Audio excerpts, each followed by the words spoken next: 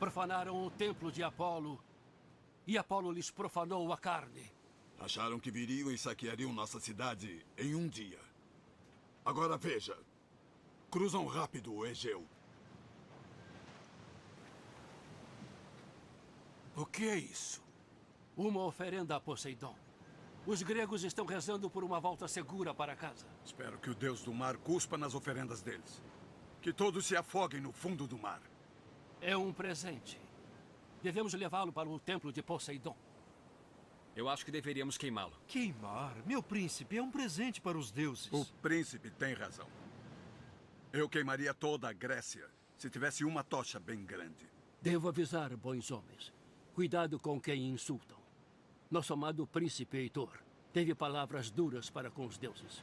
E um dia depois a espada de Aquiles o cortou.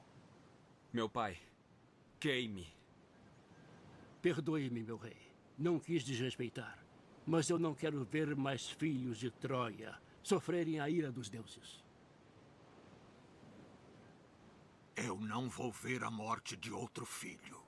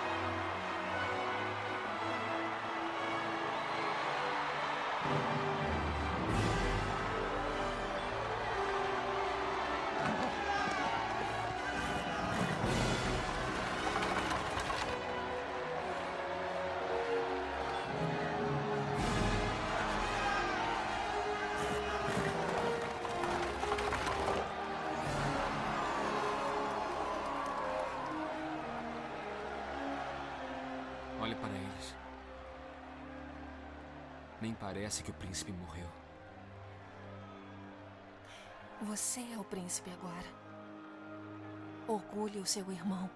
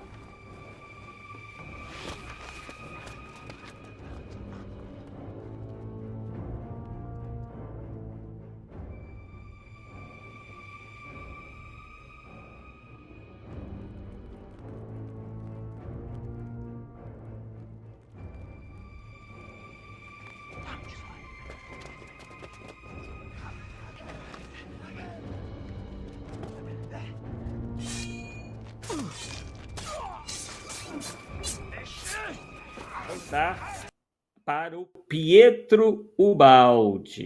Vamos conhecer um pouco aí do Pietro Baldi, mais um cavalo de Troia, né? O Pietro Baldi, como muitos vocês podem depreender do nome, né? nasceu na Itália e acabou, graças a alguns mecenas, quer dizer, pessoas com grande potencial aí financeiro, né, radicando-se no Brasil. Quer dizer, o pessoal chamou ele para vir morar no Brasil e prometeram, olha, não, a gente te banca lá, fica tranquilo, pode vir tranquilo. E aí ele diz ter desenvolvido sua mediunidade à margem dos ditames espíritas.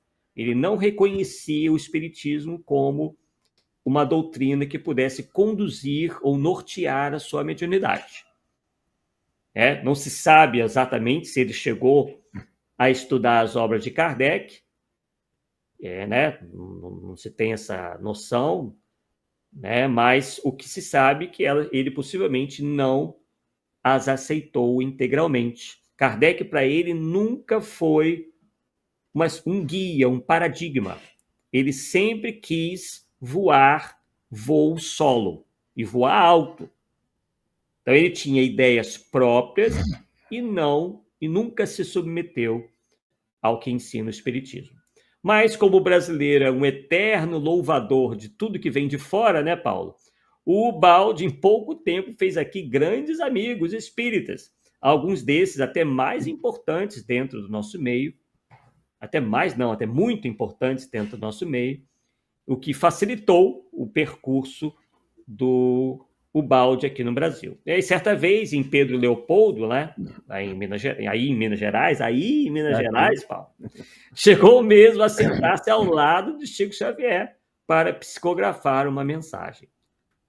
Sua linguagem mediúnica, porém, nunca teve a simplicidade, a claridade que vemos, por exemplo, em boa parte dos livros do Chico Xavier, né?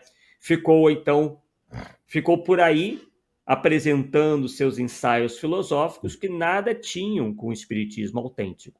Sua preocupação, na verdade, sempre foi a de criar um movimento próprio, o ubaldismo. Então, já estamos aí falando do rustenismo, ramaticismo, e agora estamos tratando do ubaldismo. E ele teve ímpeto até, Paulo, de explicar, veja só, a essência de Deus. Então, veja só até onde pode chegar um homem... Atenção do cara. Insensado, né? Que pretensão, né, Paulo? Sem chance, cara. E aí o seu livro de maior alcance foi A Grande Síntese. Não sei se eu cheguei a fazer uma... aqui estão os livros dele, ó. Um em cima do outro ali, ó. Alguns, né? Alguns deles estão aí. Então, ele então escreve esse livro, né, A Grande Síntese, que foi um livro de grande alcance, talvez o livro de maior alcance do Pietro Baldi. E aí o movimento espírita, Paulo, brasileiro, se deslumbrou diante dessa obra. Mas muitos que a leram não a entenderam. É um livro complexo. Eu comecei a ler esse livro, assim, larguei para lá. Não dá. Depois eu li, não entendi nada. Eu larguei. Sem chance. Não entendi nada. Exatamente, né?